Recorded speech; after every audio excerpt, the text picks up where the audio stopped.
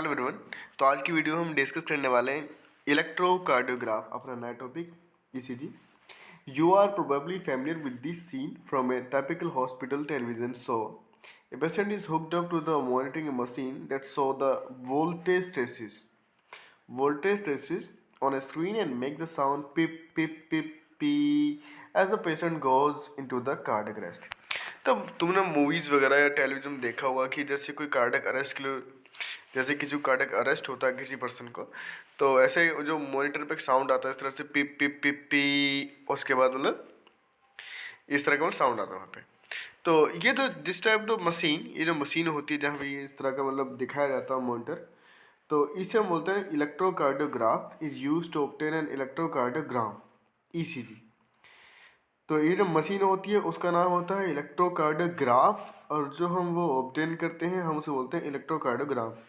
जो ईसीजी होता है वो ग्राफिकल रिप्रेजेंटेशन होता है electrical activity of the heart का ड्यूरिंग द कार्डियक साइकिल। ठीक है, तो ऑब्टेन एक स्टैंडर्ड ईसीजी की बात करेंगे कि कैसे कैसे उसे ऑब्टेन करते हैं हम। A patient is connected to the machine with the 3 electrical lead, one to the each wrist, एक रिस्ट पे और एक हमारा एंकल पे होती है लेफ्ट वाले पे, ये ध्यान रखना। जो that continuously monitor the heart activity. For detail evaluation of the heart function multiple leads का हम यूज करते हैं, चेस्ट रीजन में हम यूज़ करते हैं उनका। ठीक है, लेकिन हम यहाँ पे जो बात करने वाले हैं ओनली स्टैंडर्ड ईसीजी के बारे में बात करने वाले हैं। जो ईसीजी होता है उसमें ईच पीक, जो भी पीक वगैरह होंगे, जैसे ये इस तरह के जो ये जो पीक हैं, ECG identified with a letter from the P to the T that correspondent to the specific electrical activity of the heart. जो पी वेव है वो हमारा रिप्रेजेंट करती है इलेक्ट्रिकल एक्साइटेशन ऑफ द और डीपोलराइजेशन ऑफ द एट्रिया को, which leads to the contraction of the both the atria. ठीक है, द क्यूआरएस कॉम्प्लेक्स हमारा वो रिप्रेजेंट करता है हमारा डीपोलराइजेशन ऑफ द वेंट्रिकल्स को, ये ना पी और एक क्यू, फिर उसके बाद आर एस, फिर उसके बाद ये टी। ठीक है, जो क्यूआरएस कॉम्प्लेक्स होता है रिप्रेजेंट करता है डीपोलराइजेशन ऑफ द वेंट्रिकल्स को, जो इनिशिएट करता है वेंट्रिकल कॉन्ट्रैक्शन को। जो कॉन्ट्रैक्शन है start shortly after the Q, यहीं से जस्ट के, और marks the beginning of the systole. जो टी वेव है वो रिप्रेजेंट करती है return of the ventricles from the excited to the normal state, मतलब कि रिपोलराइजेशन। और एंड जो होता है टी वेव का वो रिप्रेजेंट करता है marks on the end of the systole को एंड को रिप्रेजेंट करता है। ऑब्वियसली हम देख सकते हैं कि बात है counting of the number of the QRS complex, जो ऐसे क्यूआरएस कॉम्प्लेक्स है ऐसे इस तरह से, तो that occur in the given time period given one can determine the heart beat rate of an individual. तो हम उससे हार्ट बीट रेट निकाल सकते हैं किसी भी इंडिविजुअल का। जो ईसीजी है हमारा obtain from the different individual are रफली same for the given lead configuration. अगर कोई डेविएशन है इस शेप से, from this shape indicates a possible abnormality और disease, hence it is a great clinical significance. अब बात करते हैं डबल सर्कुलेशन के बारे में। As mentioned earlier, the blood pumped by the right ventricles enters the pulmonary artery. जो right ventricle से जाता है हमारा पल्मोनरी आर्टरी में जाता है, जो लेफ्ट वेंट्रिकल से हमारा जाता है वो हमारा ब्लड पम्प्ड होता है हमारा एओर्टा में।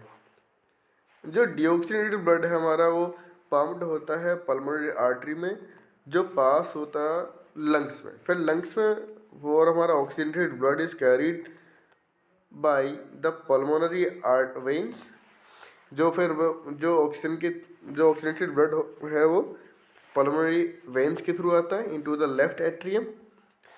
This pathway constitute the pulmonary circulation. Oxygenated blood जो है enters the aorta, is carried by a network of the arteries, arterioles and the capillaries to the tissue, whereas from where the deoxygenated blood is collected by a system of the venules, vein and vena cava and emptied होता है हमारा into the right atrium में।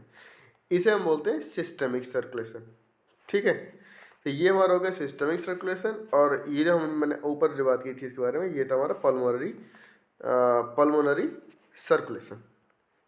जो systemic circulation है provide nutrition O2 and other essential substance to the tissue and take the CO2 and other harmful substance away for elimination.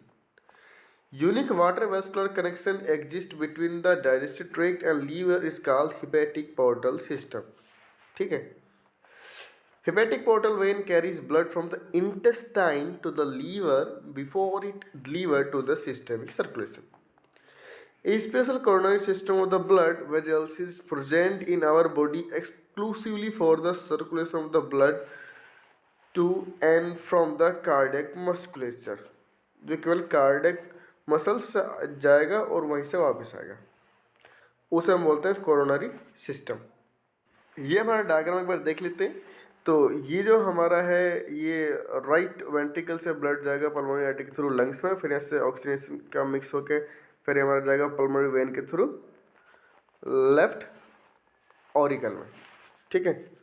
तो ये जो circulation है इस तरह से ब्लड का, ये हमारा हो जाएगा पल्मोनरी सर्कुलेशन। और ये फिर उसके बाद ये जो डोर्सल और एओर्टा के थ्रू हमारा होते हुए बॉडी पार्ट्स में जाएगा, फिर उसके बाद वेना केवा के थ्रू जो आएगा हमारा राइट ऑरिकल में, ये हमारा हो जाएगा सिस्टमिक सर्कुलेशन। ठीक है। अगर स्ट्रक्चर की बात करें तो ये हमारा smooth muscles, lumen and veins, smooth muscle, lumen and, ये हमारा हो जाएगा वेन्स का स्ट्रक्चर, ये हमारा हो जाएगी आर्टरी की।